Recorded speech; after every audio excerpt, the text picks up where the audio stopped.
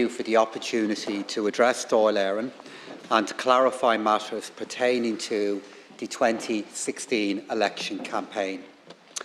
In that campaign, the Fine Gael organisation in Dublin Central was offered assistance with my re-election campaign, erecting and removing posters. This assistance was understood by me to be on a voluntary basis. It was provided across 4 dates during the campaign period before and after polling day. There were 6 individuals involved, working in 3 pairs. Neither myself nor anyone involved in my campaign team paid the people concerned, nor was I, at that time, aware that they had been paid. For that reason, no cost was attributed to this support on the election expense form submitted to Sipo following that election. In December, in light of a complaint made to Sipo concerning this support and a letter confirming the receipt of a complaint, which I received last Friday, I undertook a full review of the campaign myself in recent weeks. During the course of the review, I was made aware that the individual concerned had been paid for their help in the 2016 campaign. I was not aware before this time of any payment having been made. This was a personal payment made by Mr. Michael Stone in support of the local Fine Gael organisation which funded the campaign. The total payment to the people involved was €1,100, of which approximately €917 pertained to the campaign period. The remainder relates to work done after election day. With regard to the vehicles used, 2 of the vehicles used were personal vehicles and a company van was also used. I was not aware during the election campaign of the use of such a van. However, I was aware of an allegation in 2017 that a company vehicle had been used during the campaign. In retrospect, at that point, I should have amended my election expenses form to the value of €140 to take account of the commercial value of a vehicle for the hours used. This was a clear mistake on my part, and I acknowledge and I apologise that error. As the equivalent commercial value of the van was below the relevant donation limits, it did not need to be included on the donation register. Having been made aware at the end of last year of the payment to the individuals, it is clear to me that the value of the labour should also have been declared in my election expenses form. So, on Sunday, my election expenses statement was amended to reflect the additional spend for the 2016 campaign of €1,057, reflecting the equivalent commercial value of a vehicle and payment for labour. This amended statement was submitted to the Standards in Public Office Commission at the weekend, both by email and in hard copy. The payment to the individuals who provided the labour and the corresponding value of the use of the company van were a donation to Fine Gael Dublin Central within the legal donation limits. Neither myself nor any of my campaign team intentionally misinformed Sipo or knew that a form was incorrectly submitted to them at that time. In light of the information that has now been made available to me, I have taken the steps to address the issue as fully as I can. I also want to provide as much additional information as I can to the House. Mr. Stone has made no donations to me personally. However, in 2020 and 2021, Mr. Stone made a donation to Fine Gael by the purchase of Superdraw tickets, which were sold by me. The donation was to the Fine Gael party centrally and was within the legal limits. It is not required to be disclosed, However, as stated, I want to be fully transparent to the House. In 2020, it was 5 tickets with a donation value of €334, and in 2021, it was 22 tickets with a donation value of €1,382. Mr. Stone is a man of the very highest standards. He has spent much of his life giving back to the community from which he came, and I am obviously also so proud to represent. He has done so much for the North East inner city, and I, Ceann Comhairle, am so sorry that he has become involved in this matter of public interest.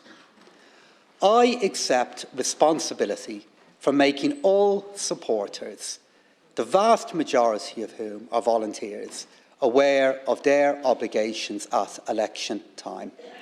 And as Minister for Public Expenditure, National Development Plan Delivery and Reform, the Standards and Public Office Commission falls under my remit.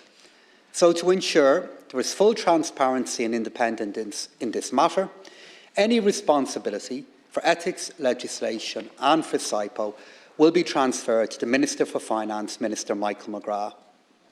I am conscious that there is a complaint to that Commission, who will decide what steps, if any, need to be taken.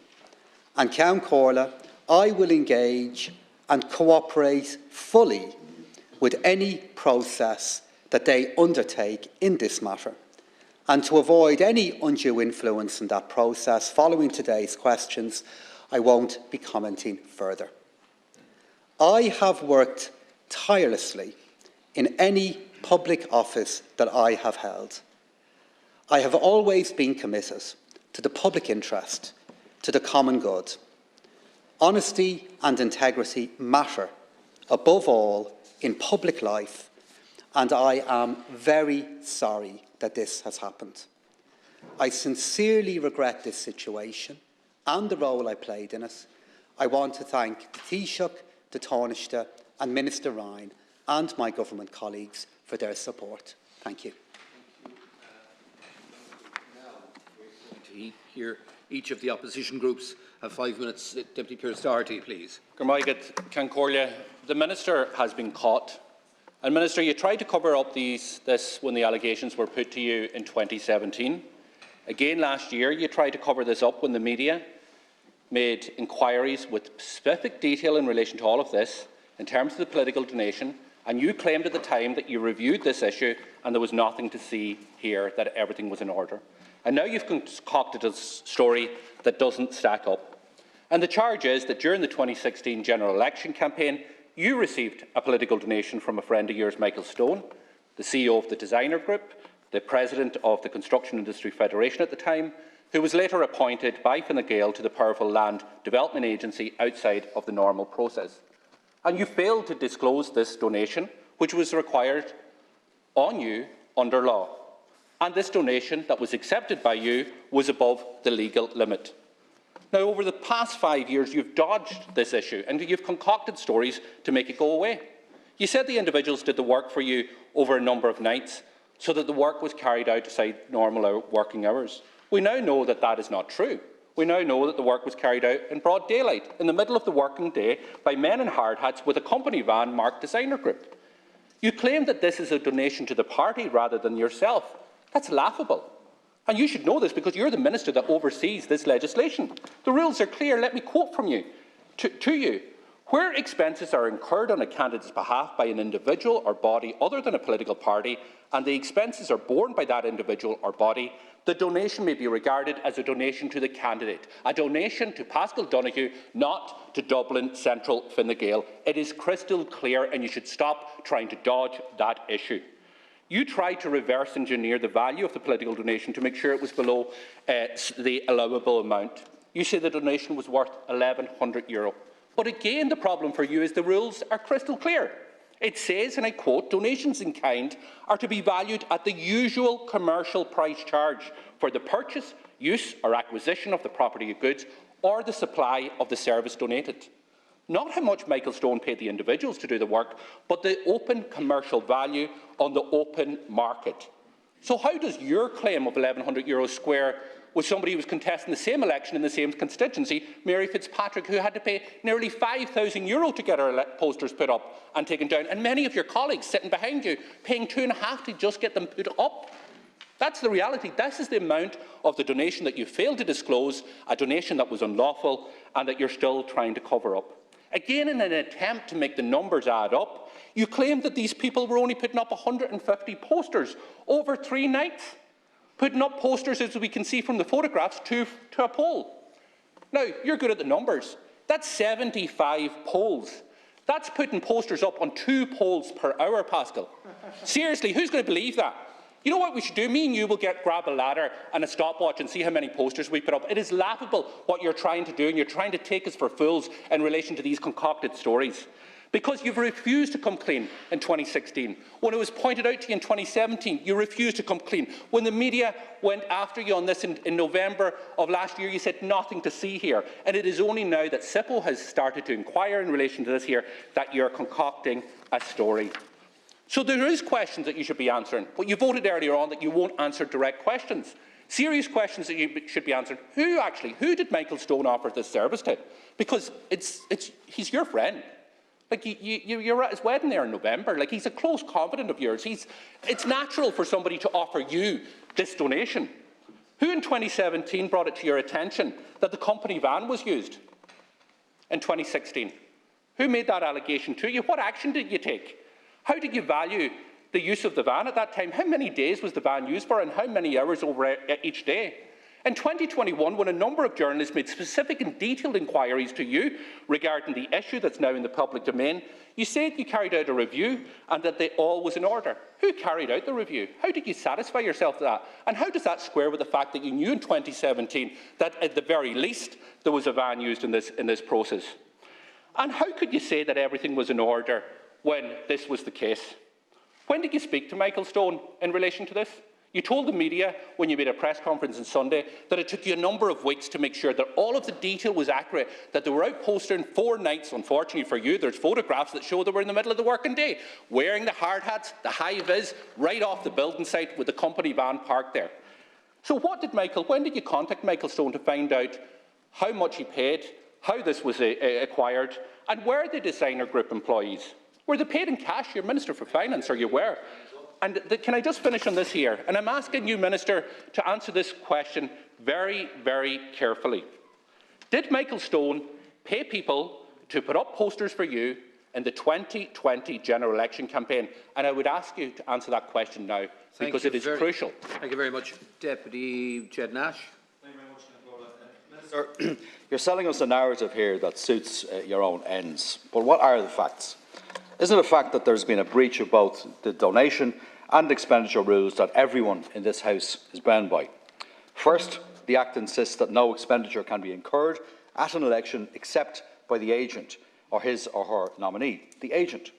The Sipo guidelines point out that it is an offence for a candidate or anybody else, including, for example, and I quote, a local branch of a political party, to incur expenses or make payments in connection with a candidate's campaign if this is not authorised by the agent.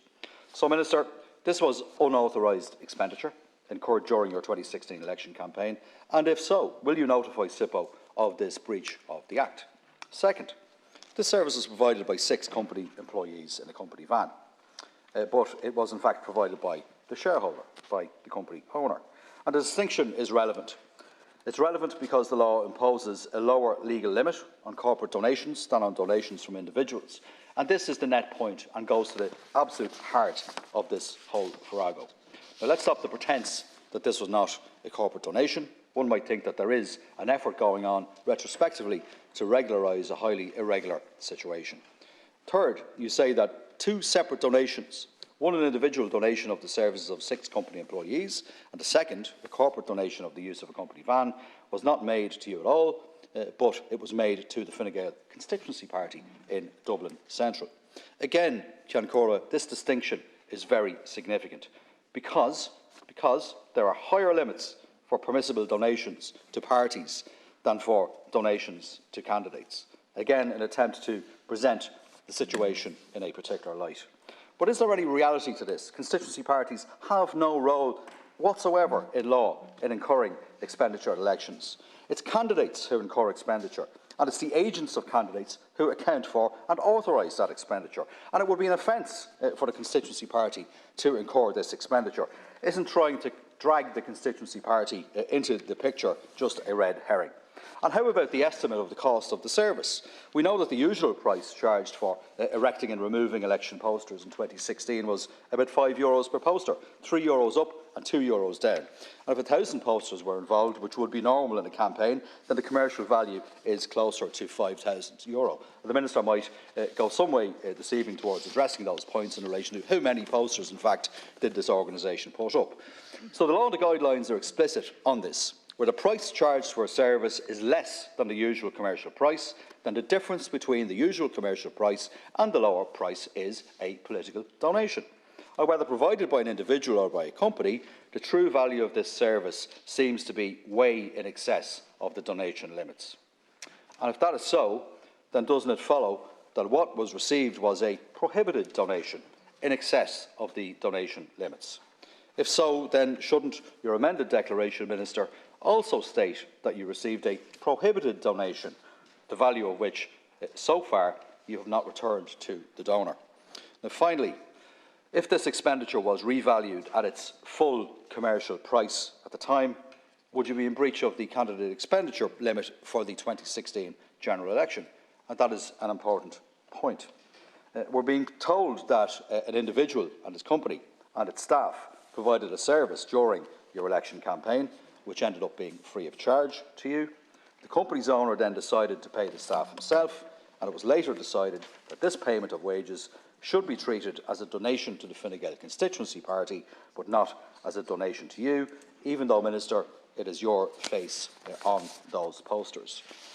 So is the long and the short of it that, so far as donations are concerned, you ended up as the recipient of a free service, a political donation, and so far as expenditure is concerned, expenditure was incurred by a third party which was not authorised by your agent. These are the facts. And I am pleased, Minister, that you have recused yourself from responsibility for the development of long-awaited ethics legislation that the Labour Party has been campaigning for 8 long years now. You will be familiar, Minister, from your previous time as Minister for Public Expenditure and Reform, when this issue first came to your attention, that you were dealing with Brendan Howland's 2015 Public Sector Standards Bill, a Public Sector Standards Bill that would have given the Standards of Public Office Commission sufficient teeth and a robustness to deal with the situations that we were dealing with all the time that impact on trust and confidence in politics in this country. But the governments in which you served have waited far too long. We're expecting this year publication of draft legislation. We need to see that now, and the situation in which you find yourself in the transfer of functions to Minister McGrath should not be used to further delay the publication of what is critical legislation to help restore trust in politics in this country. Deputy Shortall. So here we are again, another Fine Gael minister who seems to have problems filling out statutory forms. First, we have the revelation that Damien English submitted a planning application which included a barefaced lie. Now we have a Minister for Finance who can't keep track of his election donations and expenses. First of all, about this process, facilitating opposition TDs and making statements, but declining to answer their questions in real time, is designed for just one thing: to give a veneer of accountability. It's nothing more than that, Minister. What, it has to be said, is your reluctance to answer legitimate questions from the opposition in real time. Minister, it was notable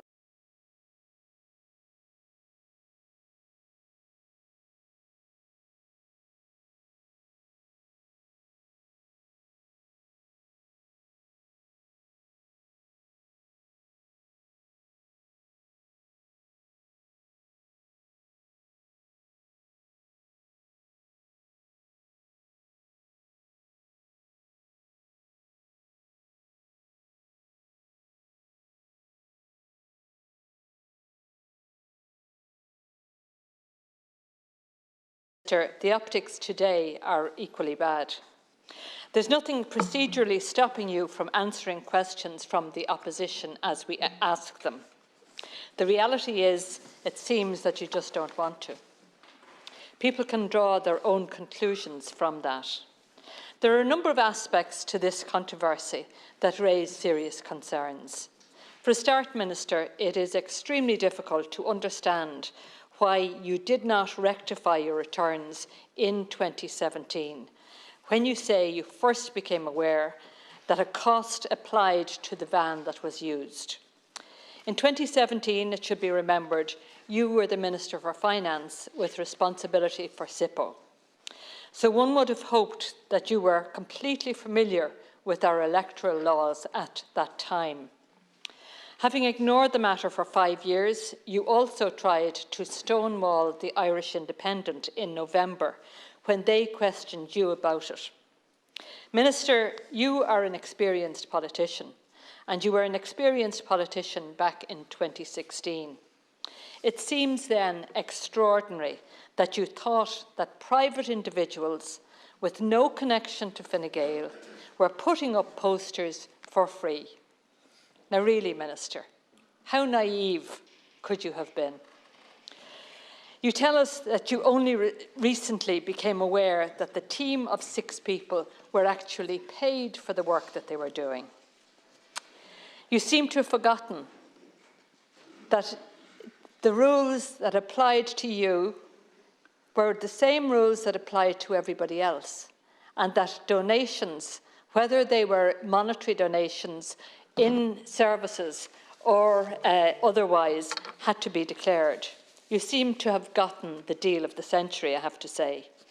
The 6 individuals working in 3 teams of 2 were paid a grand total of €1,100 for their efforts over 4 days. That's approximately €180 each.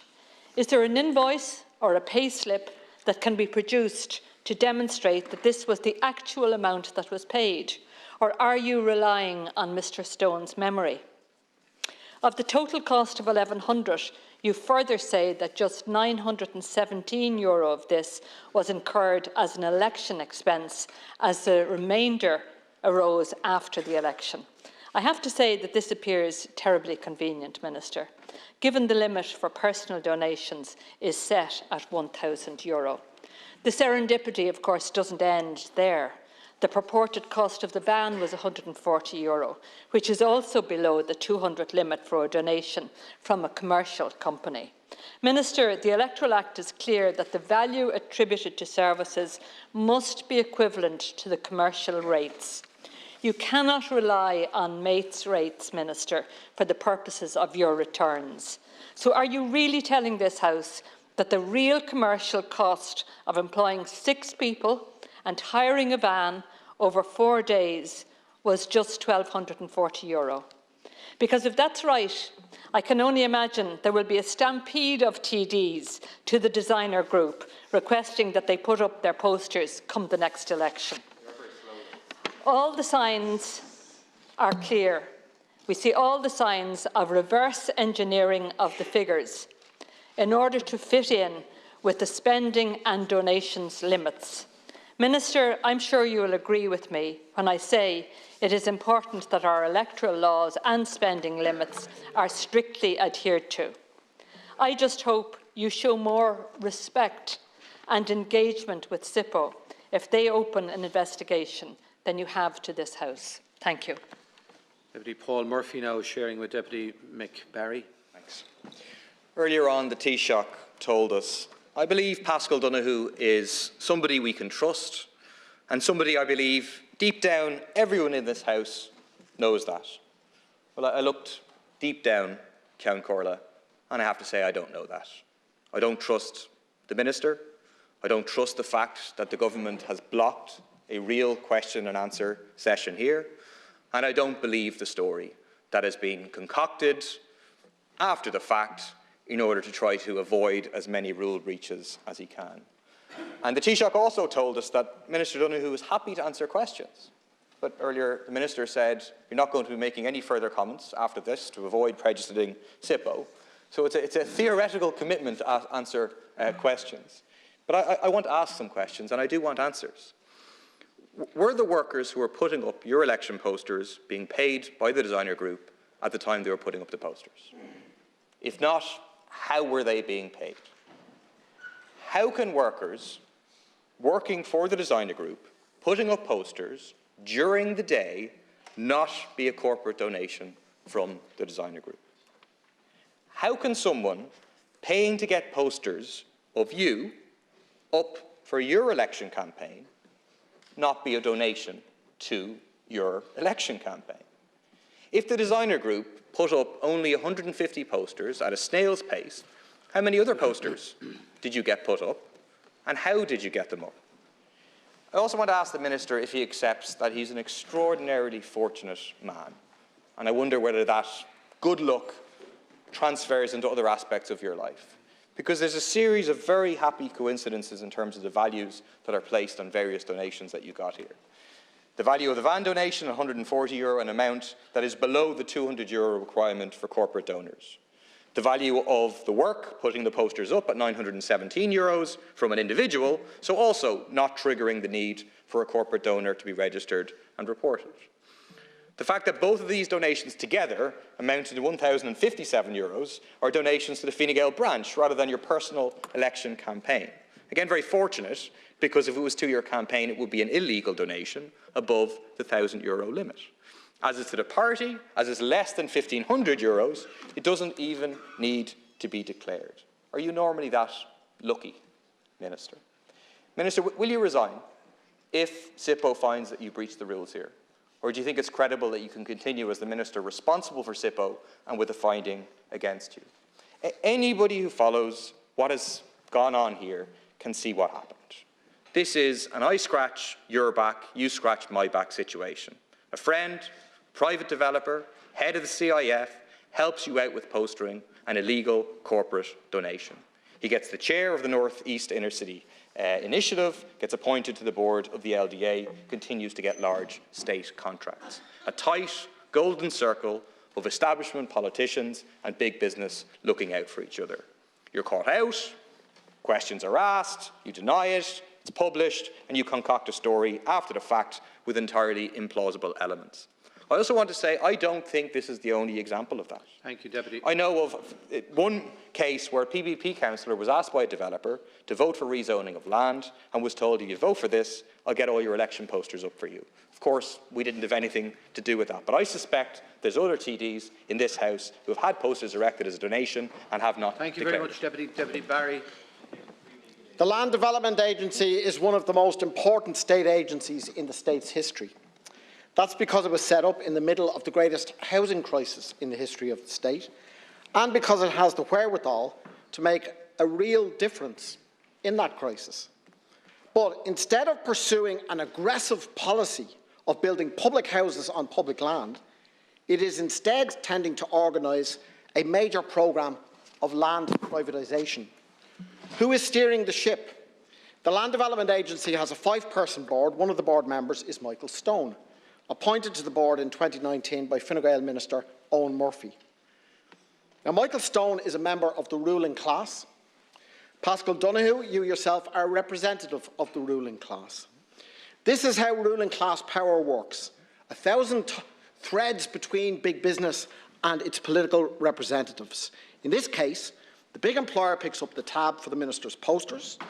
The government, of which Fine Gael is part, appoint Michael Stone to the board of the LDA. The LDA steers a course towards privatisation.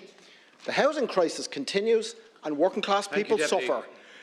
Final point.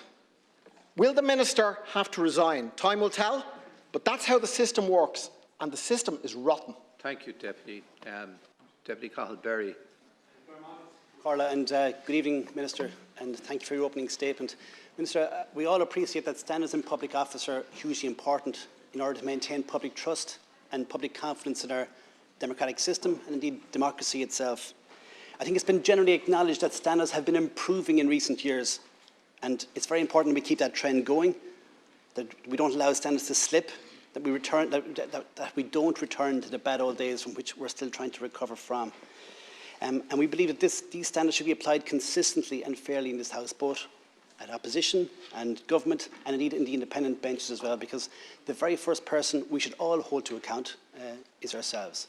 And it's on that basis that myself and my colleagues in the regional group were very, very keen to strengthen and upgrade and modernise the Ethics Act, in particular in relation to Sipo. And any dealings that I've had with Sipo have been very professional and very, very, very proper. But Sipo have consistently been looking for three things: greater powers to audit, greater powers to investigate, and powers to actually sanction. I think the audit function in particular is very important, that we get ahead of these issues, and we would certainly be supportive of any proposals to strengthen Sipo in that regard.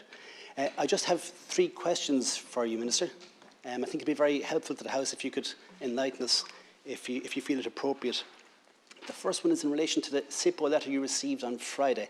I'm always very conscious of the autonomy and the operational independence of Sipo, but I think it would be useful if the Minister could indicate, did Sipo suggest that they will make a decision by a particular date in relation to whether to dismiss the complaint or whether to progress it to a preliminary inquiry?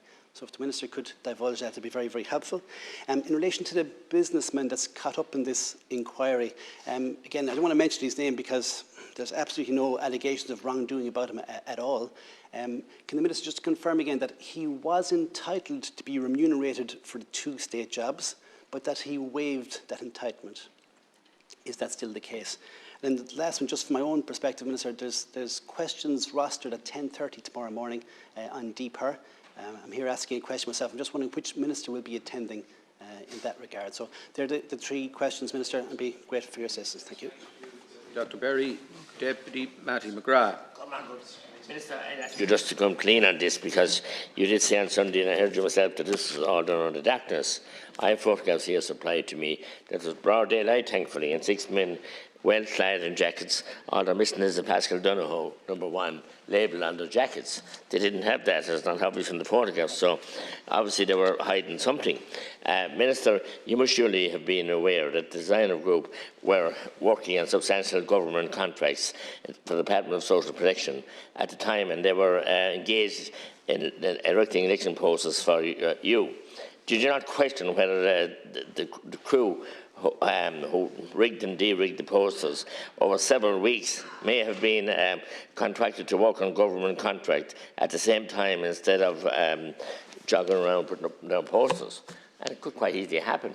And I would ask about the 3 vans mentioned somewhere, because 2 men in a van are fine, but 6 men in a van, first of all, they hadn't the capacity to travel in it, and second of all, they need a van for each 2.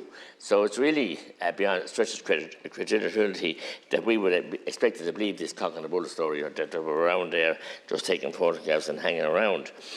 Will you accept that you were a member of the government that appointed the certain Mr. Stone to the Land Development Agency Board and the North Inner City Task Force?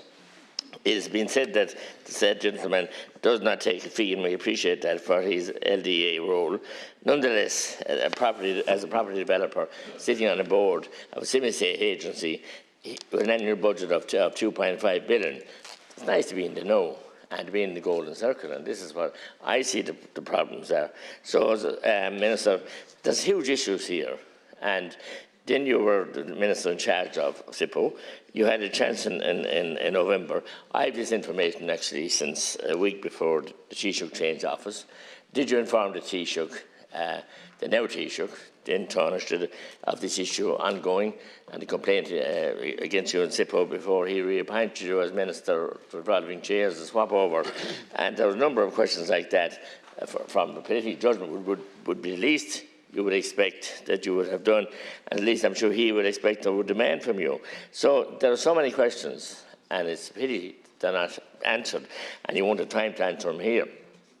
I deliberately didn't do anything with the information because there was a complaint being investigated in Sipo, and that could be made against any of us at any time, and they're there to do their job, and we must give them all the powers that they need, and pressure or assistance that they need. But it stretches, the imagination now to see that you're going to answer questions in the morning regarding Sipo. You have recused yourself from dealing with issues while the investigation is going on, but this has to be farcical in the extreme, that you take questions in the morning Minister McGrath otherwise engaged in Davos or coming and going from that great big party. So you miss out on it maybe this year. You're probably hoping to get there next year, which are well-heeled friends. But this is very serious. This reminds us back of the checks from being done. Hey, big fella, they build houses or build whatever. We thought we'd moved on from that. And we should have moved on from that, and we must move on from that. We saw figures from other constituency of TDs in the same constituency, and how their costs for posters that Sipo, that are furnished to Sipo in the complaint, and they don't come anywhere near the value for money that you got. So it must be magic erection and taking down our posters, because we all know, some of us have to do them ourselves and with our family and friends and whatever, and we all know you can't have companies doing it for you, especially if they're not declared, because that's the simple rules of engagement. We all know that you had so many posts in that election, and most people struggle because it was kind of a sudden election, but you were all ready to go. Great to, you know what I mean, to have friends in good places, and then your teams them in out by day. And you said on Sunday it was night time. But my photographs here send a nice sunny sky over Dublin Central, and I'm sure that's the first thing you can correct the record on. It was happening during the day.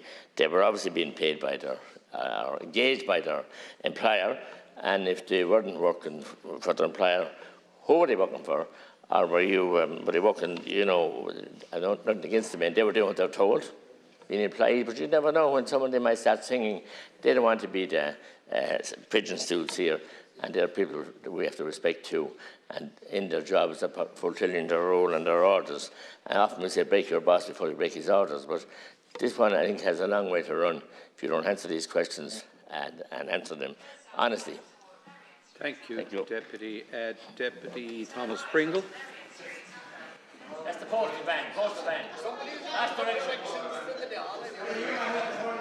van. The clock is running there,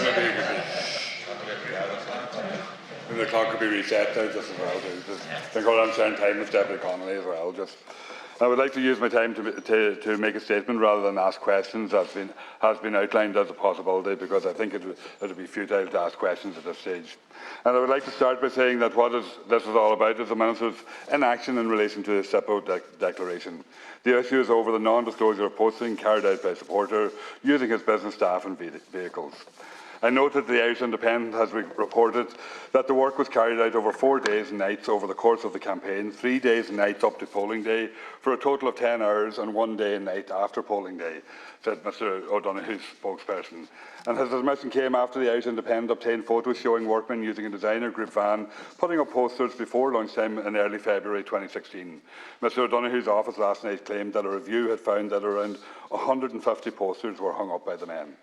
That's shocking bad value, Minister, in relation to the amount of money that you spent in relation to it, and I would say that for starters. But I know that, look, and to be serious, I know that the government is trying to make light of this situation, and the Taoiseach's response today at Leaders' Questions tries to do that as well, saying that it was so long ago, etc. And then trying to shut it down by saying it is up to Sipo to investigate and we should not be commenting on the matter at all. The problem, I think, is that Sipo do not have the power to deal fully with these matters. The fact that Sipo even has to wait for a complaint to be raised with them before they can investigate it signals the ridiculousness of this situation. That situation is the problem of the Minister and should be rectified as a matter of urgency so that these matters can be dealt with properly. I know that Sipo has raised these issues themselves with the relevant authorities, and it seems that the department with responsibility or the political system does not want to deal with it, which in itself is noteworthy. The system is great at pretending that it is dealing with this situation, but in reality does nothing. That will be the big outcome from this debate and row in the Dáil today, that nothing will change. That is something that you, because it is you that is responsible for it, in government will be responsible for, and hopefully when the time comes will be answerable for it as well. Thanks. Minister, I think anybody can make a mistake. I certainly have made mistakes. And it's how you handle those mistakes. And if we're looking for perfection in politicians, we're not going to get anyone to go forward. but it's how we deal with the mistakes when they're made, and the consequences of those mistakes is what's important, so that trust is restored. And I say that very conscious of tribunals in the past that have cost the taxpayer an absolute fortune. The last payment I saw for the Flood Tribunal and the Mahon Tribunal was 143 million. And for the Moriarty, and the clue was in it, payments to politicians in the title, it was almost 70 million. And I say it in the context of Sipo, who have begged us repeatedly, year after year, to change the legislation, give them more powers, make them totally independent. They don't have their own budget, and in that sense they don't have independence. So my comments are made in that, and the successive failures of government after government to take heed of what we should have learned from the tribunals, payment to politicians and endemic corruption identified by Mahon and by Flood. And then Sipo, year after year, being ignored. And then Minister McGrath in December announces that there's a review. The report is to hand, the review of the ethics legislation. And then at the bottom, gobbledygook. We acknowledge it's there, it's ready for publication. The last line, the review report is being prepared for publication, and it is expected to be published shortly. In your speech tonight, you made no reference to that. The absolute urgency for the review to be published. Why hasn't it been published today? Why hasn't it been published before now? And we look at what Sipo has said, 2009. It recommends the Department of Finance should draft new legislation. Time precludes me. To 2021, I can pick any year. For a number of years, the Commission has called for a comprehensive review of the ethics framework legislation. Hasn't happened. So we eventually carry out some review, and we use gobbledygook language to tell us about that being prepared for publication. It is in that context that I stand up here tonight, not to point a finger. I leave that to Sipo to carry out an investigation in relation to the complaint that has been made. But Sipo couldn't carry out an investigation before that, and that in itself tells its story. So if we want to restore faith to politics, if we want to restore faith to the public discourse, then we have to be honest and make language mean something. We are not perfect. We all make mistakes. But it's how we deal with those mistakes, what we do about those mistakes, but more importantly, how we resource and empower the independent bodies to keep us in line. Thank you, Deputy Connolly. Now, the House decided earlier today that this debate would be conducted in the context of Standing Order 55. I'm using my further discretion at this point in light of the fact that those who have posed questions, there's a strong commonality in the questions posed, other than perhaps in the case of Dr. Berry and Deputy Connolly.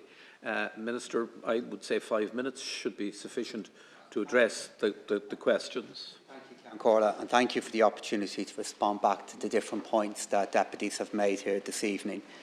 I want to begin by acknowledging that a wide variety of different questions have been put to me, and in my response back, I want to talk about, give the best answer I can to many of those questions. Secondly, again, I want to emphasise my apology for what has happened and my awareness of the issues that this can raise regarding integrity in public life and issues that really matter to me. And then thirdly, I want to respond back to the issues that have been raised regarding my role and as Minister for Public Expenditure with regard to Sipo. And then fourthly, in the time ahead, how the work of my department will continue. So many different questions have been raised here this evening that are very detailed regarding how many posters were put up, at what cost, and at what time. And Ceann Comhairle, I have done my best to provide the information that I can for an election that happened nearly 7 years ago. But I want to reiterate my acknowledgement of my apology and recognition for the mistake that I made. What I should have done, both at election time and in the aftermath of the election, that when I became aware of payment being made to the individuals who were involved in postering, and when I became aware of the use of a commercial van, I should have reviewed and renewed my electoral submission. That is my responsibility. I should have taken that action when I became aware of an allegation in 2017 and when I became aware then of the questions that came into me at the end of last year, the mistake that I made, that I take responsibility for, was that due to my understanding at that time that those individuals had not been paid for by my campaign organisation, and my lack of awareness that they had been paid at all, for those reasons, at no point did I feel there was a need to review the submission that I had made to Sipo. I got that wrong, and I apologise for getting that wrong. I should have recognised that. In the context of what was a very difficult and very complex election campaign, I should have been more aware of all that was underway during that campaign, and I should have, in the years that have elapsed since then, taken action to review my electoral submission. Secondly, what I want to emphasise. Please. No, Minister, will you resume your seat? I will suspend the House. Deputy Murphy, if you don't allow the Minister the courtesy of a response, nobody interrupted you or anybody else. If you don't, excuse me, if you don't, do you want me to suspend the House and we'll hear no more? Do you want me to suspend the House? No. Well then, hold your wish, please. Minister. I want to reiterate my recognition that because I did not know that payment had been made to those individuals, due to that, I did not review my election submission form. That was my mistake. I accept responsibility for it, and I want to reiterate my apology again for it. But many, many other questions have been put here to me this evening beyond that on real points of detail, which I have done my best to answer in the submission that has now been provided to Sipo. And it is now up to them to engage in this, and I will engage with them, in a full way on any matters that they want to raise with me. And the suggestion has been made here this evening that I am in some way making light of what has happened, or I'm in some way looking to dismiss it or be evasive in relation to it. Far from it, Ceann Comhairle, I recognise the seriousness of what has happened here. I've offered my apology for what has happened and my explanation, but there are many, many issues of detail that sit to Sipo to form an evaluation on. And it is to them that I am accountable in relation to it, in relation to this electoral act. And I want to.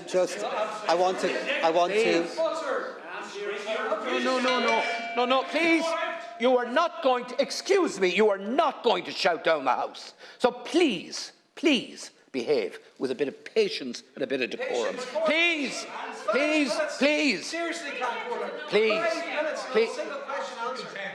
You're wasting the time.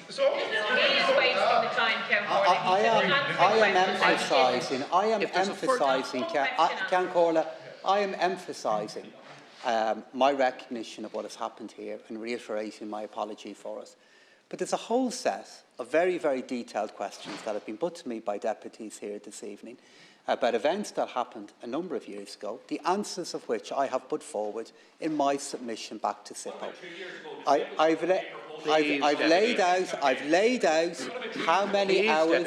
laid out how many hours the activity happened for. I've laid out the cost that we have inferred to it, and I've laid out very, very clearly the money that I understand was made available to those individuals, and it is all laid out in my response back. And in terms of dealing with this issue, as we move forward, I want to make clear that there is a recusement that is now underway. I will be answering questions in the House tomorrow on behalf of the Department of Public Expenditure and Reform, and the recusement with regard to Minister McGrath will be taking effect shortly. Thank you, Minister. That concludes this debate. Please, Deputy. I will suspend. Do I have to suspend the House? Do I have to suspend the House? You want me to suspend the House? You want me to suspend the House? Answered one question, Ceann Comhairle. Do you believe one question was answered there? Deputy. Seriously, do you? You're getting time to answer questions, Councillor. Now, we're going to go back to the oil emergency.